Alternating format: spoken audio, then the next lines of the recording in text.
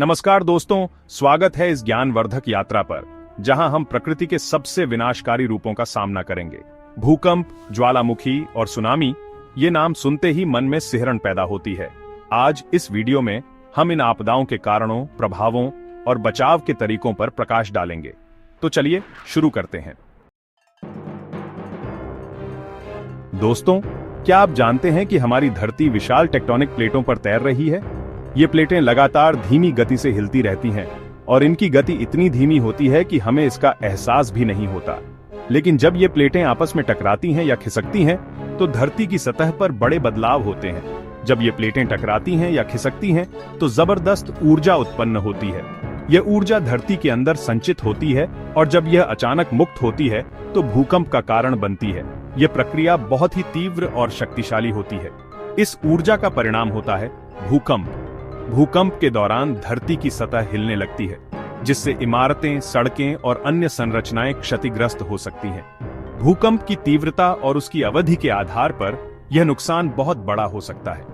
ये ऊर्जा तरंगों के रूप में धरती की सतह पर फैलती है, जिन्हें भूकंपीय तरंगें कहते हैं।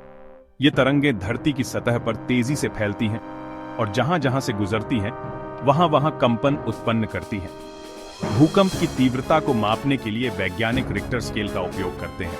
रिक्टर स्केल एक ऐसा उपकरण है जो भूकंप की ऊर्जा को मापता है और उसे एक संख्या के रूप में प्रदर्शित करता है। 7 या उससे ज्यादा तीव्रता वाले भूकंप बड़े पैमाने पर तबाही मचा सकते हैं।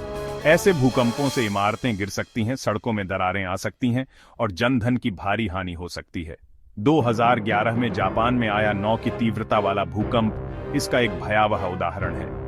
इस भूकंप ने न केवल जापान को हिलाकर रख दिया, बल्कि इसके बाद आई सुनामी ने भी भारी तबाही मचाई। इस भूकंप ने एक विनाशकारी सुनामी को भी जन्म दिया।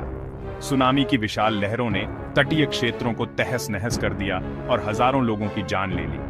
भूकंप की भविष्यवाणी करना अभी भी एक चुनौती है, लेकिन जागरूकता, उचित निर्माण प्रणालियां और आपदा प्रबंधन योजनाएं नुकसान को कम कर सकती हैं। वैज्ञानिक और इंजीनियर लगातार ऐसे तरीकों की खोज कर रहे हैं जिनसे भूकंप के प्रभाव को कम किया जा सके और लोगों की जान बचाई जा सके।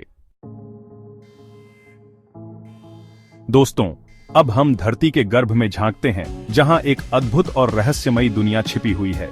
यहां एक अलग तरह की शक्ति निवास करती है, ज्वालामुखी। ये धरती के भीतर की ऊर्जा को सतह पर लाते हैं।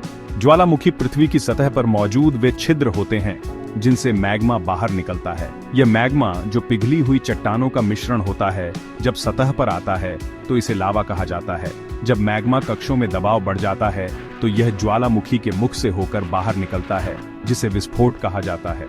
यह विस्फोट अत्यंत शक्तिशाली हो सकता है और इसके परिणाम स्वरूप लावा, राख और गैसें बाहर निकलती हैं।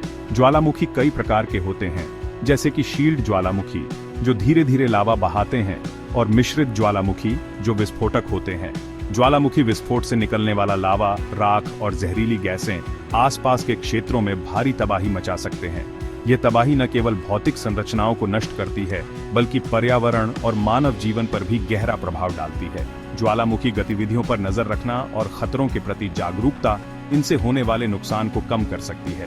वैज्ञानिक और समुदाय मिलकर इन खतरों से निपटने के लिए तैयार रहते हैं, ताकि जान माल की हानि को कम किया जा सके। दोस्तों, समुद्र भी उतना ही विनाशकारी हो सकता है। जब समुद्र की लहरें उफान पर होती हैं, तो वे अपने रास्ते में आने वाली हर चीज को नष्ट कर सकती हैं। समुद्र की शक्ति को कभी भी कम नहीं आंकना चाहिए। सुनामी समुद्र की विशाल लहरें होती हैं, जो भूकंप, ज्वालामुखी विस्फोट या भूस्खलन के कारण उत्पन्न होती हैं। ये लहरें इतनी शक्तिशाली होती हैं कि वे तटीय क्षेत्रों को पूरी तरह से तबाह कर सकती हैं। सुनामी की लहरें कई मीटर ऊंची हो सकती हैं और वे बहुत तेजी से आगे बढ़ती हैं। 2004 में हिंद महासागर में आई सुनामी मानव इतिहास की सबसे विनाशकारी प्राकृतिक आपदाओं में से एक थी। इस सुनामी ने लाखों लोगों की जान ली और अनगिनत संपत्तियों को नष्ट कर दिया। इस आपदा ने हमें समुद्र की विनाशकारी शक्ति का एहसास दिलाया। सुनामी की पूर्व चेतावनी प्रणालियां तटीय क्षेत्रों में रहने वाले लोगों को समय पर सुरक्षित स्थानों पर पहुंचने में मदद कर सकती हैं।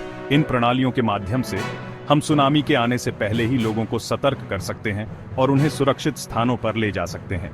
यह तकनीक कई जानें बचा सकती है और संपत्ति के नुकसान को कम कर सकती है। दोस्तों, आज हमने भूकंप, ज्वालामुखी और सुनामी के पीछे के विज्ञान को समझा। इन प्राकृतिक बलों में आपको सबसे अधिक क्या आकर्षित करता है? हमें टिप्पणियों में बताएं।